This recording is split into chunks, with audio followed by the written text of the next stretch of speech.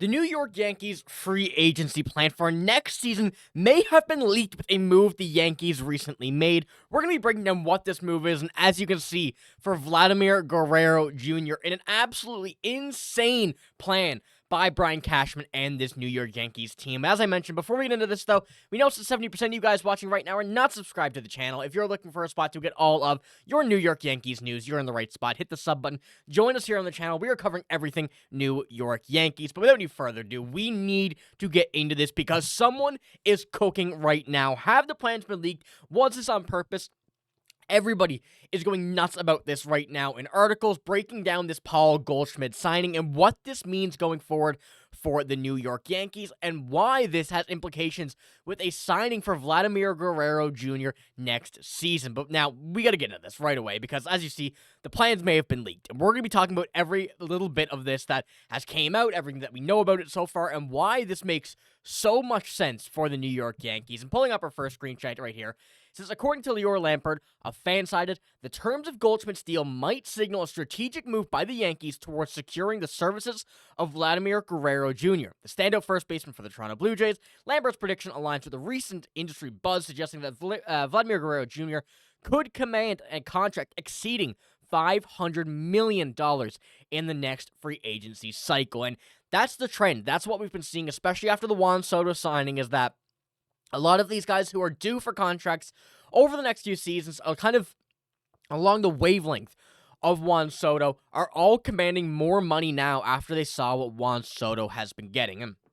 And looking at these contracts, of course, Vladimir Guerrero Jr., we're very familiar with him and very familiar with everything that he has done against and the New York Yankees and the AL East. And looking at this signing, however, this makes a lot of sense, and this is what I was mentioning there as well. Following Juan Soto's record-breaking 15-year, $765 million contract with the New York Mets, Rosenthal reports that in a deal, that a deal in the $500 million or $600 million range for Guerrero seems more realistic than the $400 million deal that was originally thought of by the Toronto Blue Jays, and that comes from TSN. So we're looking at this right now in a move that the Blue Jays are definitely not going to want to have to make. We know the Blue Jays are a cheap team. They don't like to spend money, and when they do, it is for players that really are not on the Blue Jays now, and they don't like to pay too many players. And looking at Vladimir Guerrero Jr. now, with the $400 million deal, that is something that I feel like the Blue Jays will be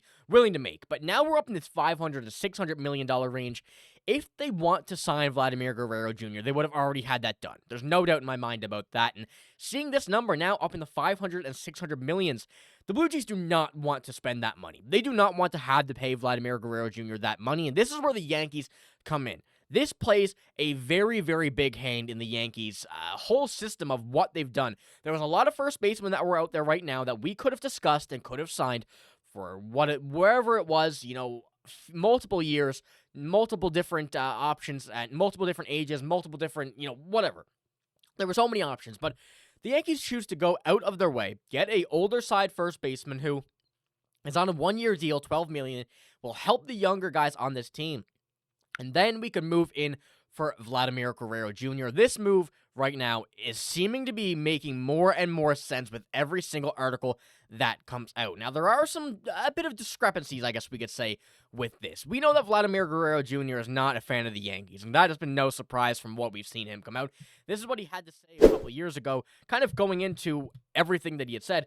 Not even when I'm dead. It goes back to my family. That's my decision, and I will never change that. That's what he had to say about joining the Yankees, and he immediately shut that down. However, we know Vladimir Guerrero Jr. is a great player.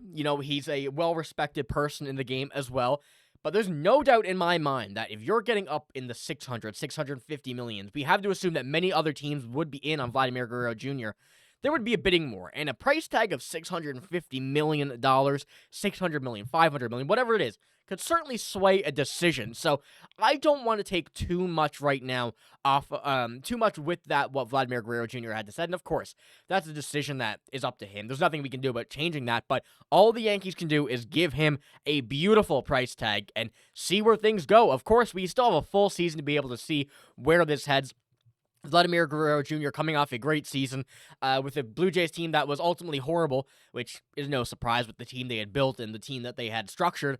But Vladimir Guerrero Jr. may see this team once again, if they underperform this season, and not want to head back. They haven't made any free agency moves, really, anything that matters. They made a trade, but that's not a big deal. We're looking at the Yankees team that has built and been ready for a World Series, and adding Vladimir Guerrero Jr. to that next year would be an absolutely insane deal. And I want to pull up what Jeff Passan had to say as well.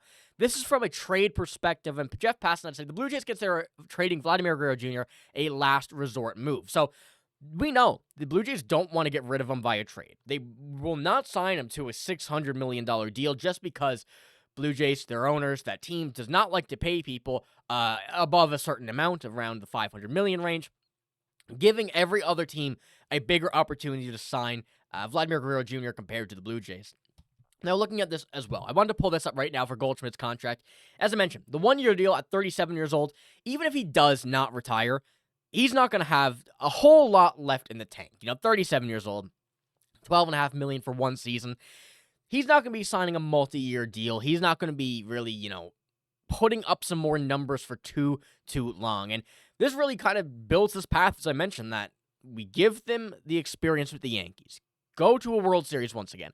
Help out these younger guys on the infield, maybe some of the younger first basemen, younger infielders, even younger outfielders this team has, as well as a lot of younger guys at the plate, bringing that veteran role that we've been discussing all offseason long, and then go to another guy next season, Vladimir Guerrero Jr., who will be at this point considered a veteran and one of the best first basemen in the league. And having that on the Yankees works out so well. So this is a really big point of why this contract was signed, in my mind, as well as Nolan Arenado. There are multiple uses that this contract will have for the New York Yankees, and multiple that they will consider doing, and if not multiple, all of the moves that Paul Goldschmidt can kind of influence will be part of a New York Yankees plan/system that will be underway very, very soon. And going on to our last one as well, I feel like I don't need to pull these up, but Vladimir Guerrero Jr.'s stats, we've been able to see on a very, very bad Blue Jays team over some past few seasons.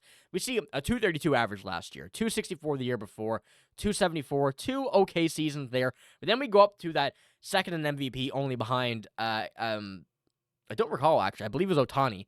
In 2021, 48 home runs, a 311 average. The power hasn't been too much there for Vladdy, but as I've mentioned, this team does not need any more power, but especially in Yankee Stadium, Vladdy will be able to put that ball out there for sure, and hopefully it's in a Yankees uniform. It's in the pinstripes this time, going compared to what we've seen in Blue Jays uniforms in past seasons, but he's still so young. He still has so much talent, and at this level right now, where he's playing, even on a garbage team, this is some very good things looking up for the Yankees, and if this contract is there, if this is available for the New York Yankees, they have to pursue this. They have to get ready for it, and hopefully we do see something along the lines of a $500 million contract. That would not be a bad price, and of course, the Blue Jays will not want to pay that. So let me know what you think about all of this interesting news here. A lot of pretty interesting articles, and we're going to have a lot more come out about this as well. The Paul Goldschmidt contract really sparked a lot of this in our mind, and really a lot of people's thoughts. So let me know what you think about this. Do you want Vladimir Guerrero Jr. next season after Paul Goldschmidt? Let me know what you think. But that's all I got in this video. If you did enjoy, give it a like, hit the sub button as well. But I'm signing out. Thank you for watching. Hope you have a great day. See you later.